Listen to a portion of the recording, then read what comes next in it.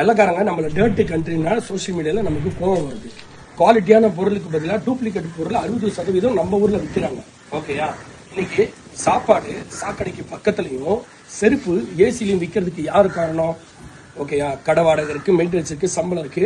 இதெல்லாம் கட் பண்ணணும்னு நினைக்கிறப்ப என்ன ஆகுதுன்னா டூப்ளிகேட் ப்ராடக்ட் ஒரிஜினல் ப்ராடக்ட் மாதிரி கொண்டு வந்து ரோட்ல வச்சு விற்கிறப்ப வாங்குறவங்க ஏமாறுறாங்க.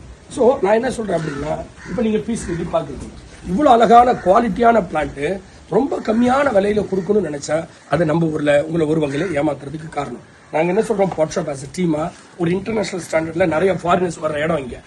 ஏன் நான் உங்களுக்கு மறுபடியும் சொல்றேன் அப்படின்னா, குவாலிட்டியான ப்ராடக்ட் கொடுக்குறோம். ஃபேமிலியோட வாங்க, வந்து பாருங்க, ஆம்பியன்ஸ் பாருங்க, ப்ராடக்ட் பாருங்க, குவாலிட்டி செக் பண்ணுங்க, ப்ரைஸ் செக் பண்ணுங்க, அஃபோர்டபுளா இருக்கும்.